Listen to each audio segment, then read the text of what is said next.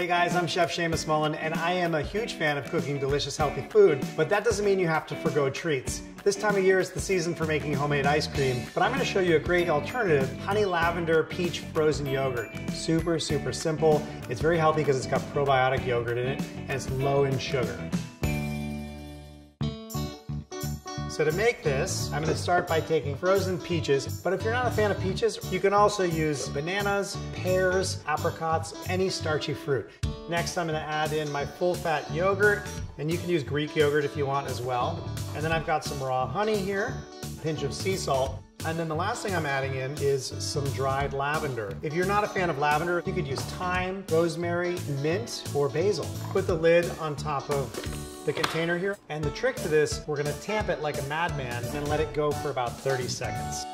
Right up to 10.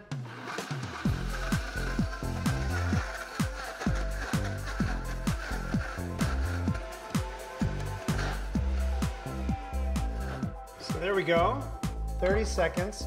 And what's amazing about this is that it's so perfectly blended. Turn it upside down, it's not gonna fall out. I'll go ahead and just scoop it right out of the container. Just slice up a little bit of fresh peach, add that right on top, a little drizzle of beautiful honey. I'm just gonna add a little bit of sea salt.